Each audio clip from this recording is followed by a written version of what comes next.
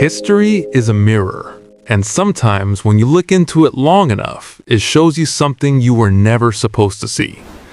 The Christianity practiced by roughly 2 billion people today, with its divine savior, its blood atonement, its faith over works, its cosmic Christ who existed before creation, did not come from Jesus of Nazareth. It came from a man who never met him. A man who openly admitted he had persecuted Jesus' earliest followers. A man whose entire claim to authority rested on a private vision that no one else witnessed and no one else could verify. That man was Paul of Tarsus, and what he built was not a continuation of Jesus' message.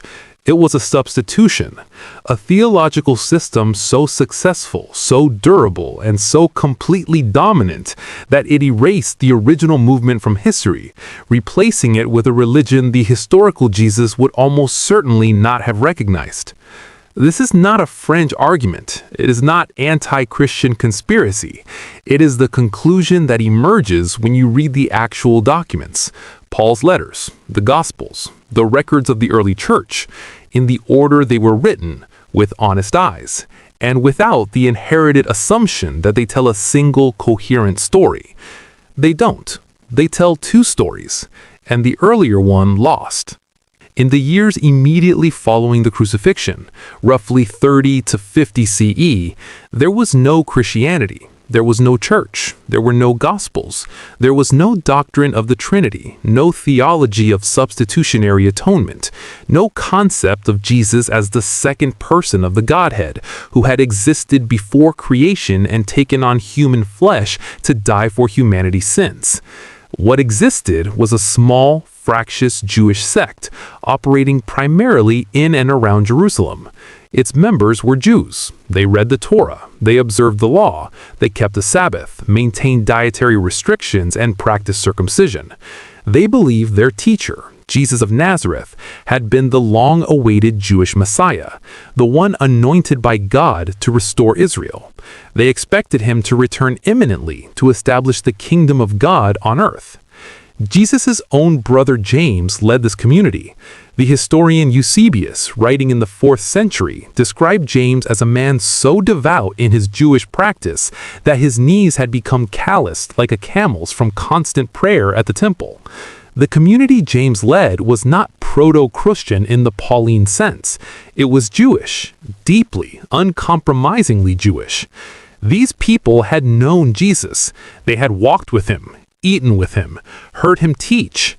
Peter, James, John, these were the men who had direct, personal knowledge of what Jesus said, what he believed, and what he intended.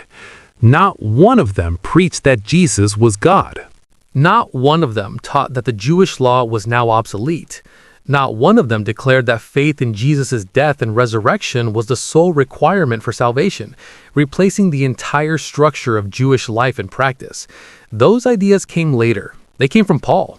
And the distance between what James preached in Jerusalem and what Paul preached across the Roman Empire is not a matter of emphasis or interpretation. It is the distance between two fundamentally different religions. The man from Tarsus. Paul, originally named Saul, was a Pharisee from Tarsus, a city in what is now southern Turkey. He was educated, literate in both Hebrew and Greek, a Roman citizen, and by his own account, a zealous persecutor of the earliest Jesus movement before his conversion. Traveling to Damascus to arrest followers of Jesus, he is suddenly struck down by a blinding light. A voice speaks to him. He is left temporarily blind. 3 days later, his sight is restored. He emerges from the experience completely transformed, from the movement's most energetic persecutor to its most consequential evangelist. No one else on the road experienced this vision. No one else heard the voice.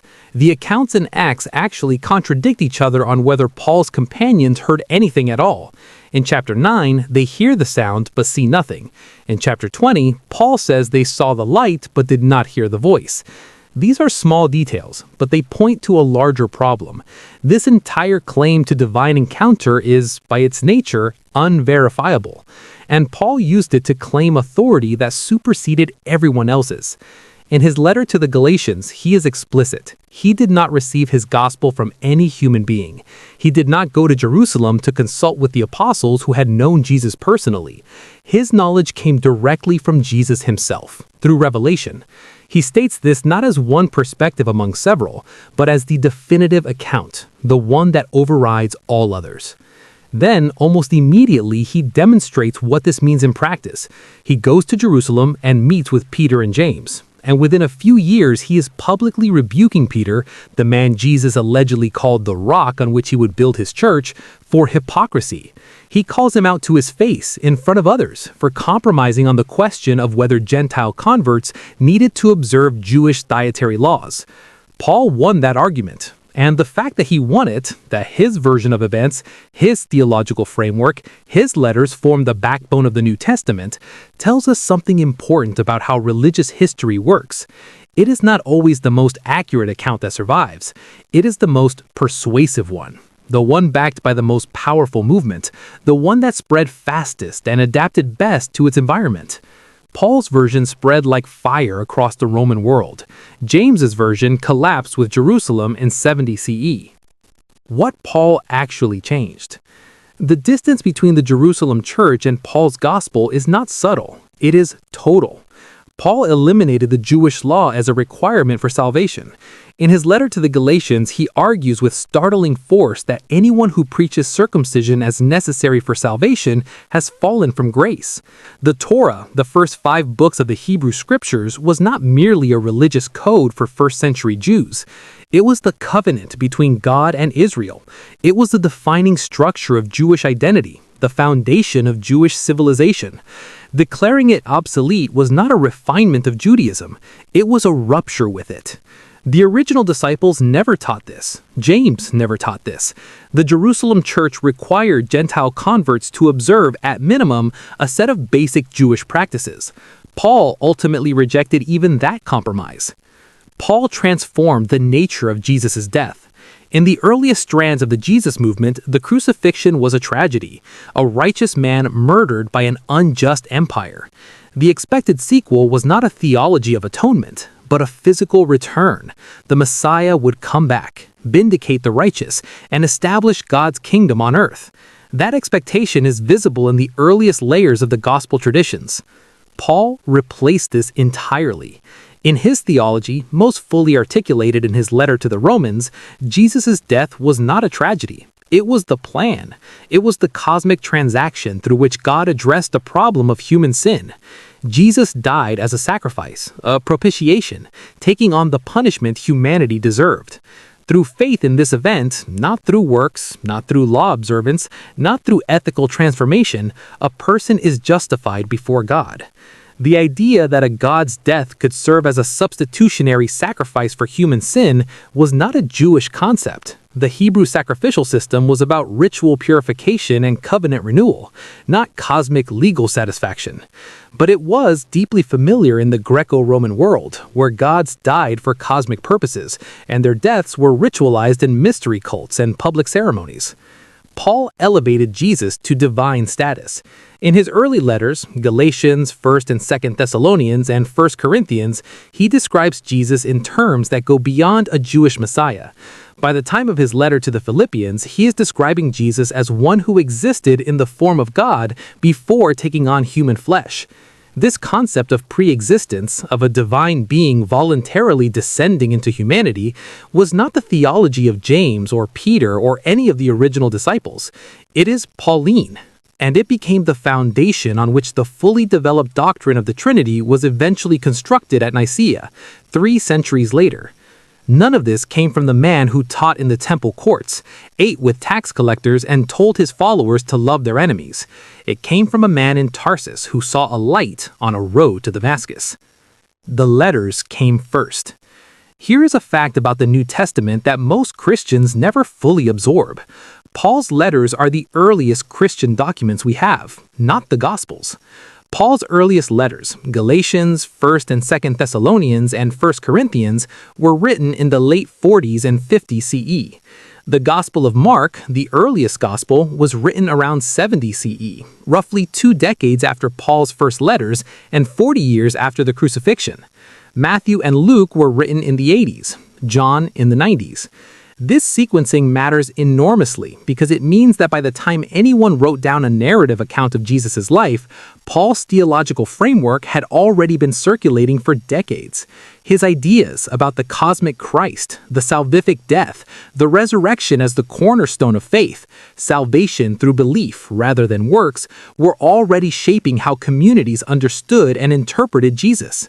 The Gospels were not written in a vacuum. They were written inside communities that had been shaped by Paul's theology, read by congregations that had been formed by Paul's letters, and interpreted by leaders who operated within the conceptual world Paul had constructed. This is why the Jesus of the Gospels looks so much like Paul's Christ, not because Paul accurately described the historical Jesus, but because the Gospels were written after Paul's influence had already set the frame. The Jesus of Mark is urgent and powerful, but recognizably human.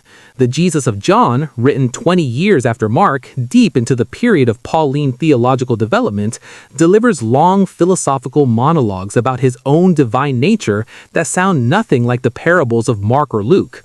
The Gospel of John's Jesus speaks like Paul's theology made flesh, because that, to a significant degree, is what he is.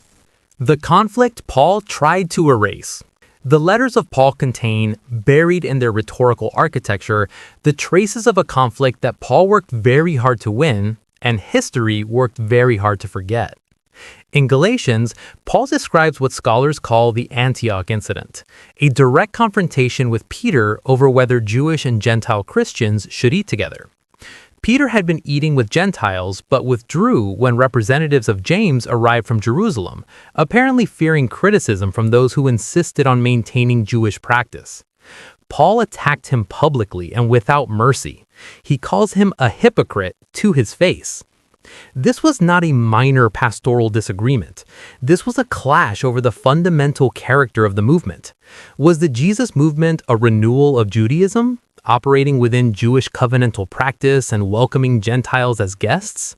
Or was it something new entirely, a universal faith that had superseded Judaism and was now open to all people, without distinction or prior requirement?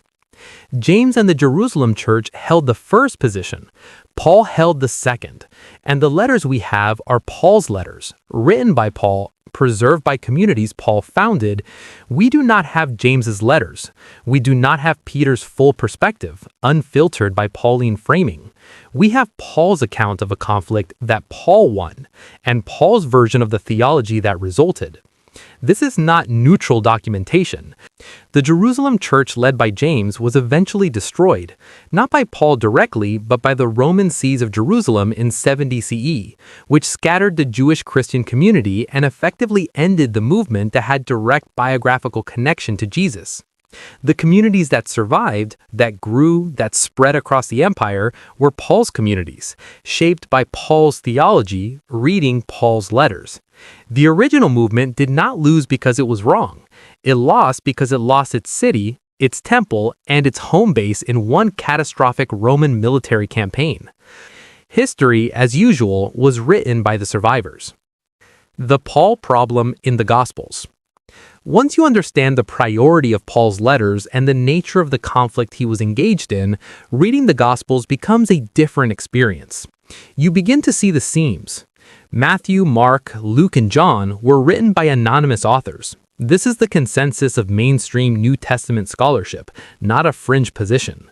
The names were attached in the 2nd century to give the documents apostolic authority. The Gospel of Mark, written first, contains geographical errors about Palestine that someone from the region would be unlikely to make. Matthew reproduces around 90% of Mark's content, often word for word.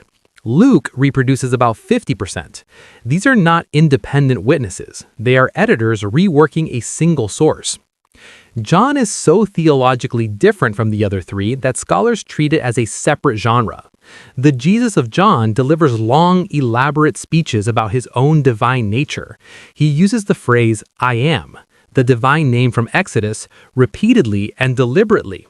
He describes his relationship with the Father in cosmic terms that echo not the Galilean countryside, but Greek philosophical theology. These documents were written to serve communities that had already been theologically formed. They were not written to record what happened. They were written, as the Gospel of John explicitly states in its closing chapter, so that you may believe that Jesus is the Christ, the Son of God, and that by believing you may have life in his name.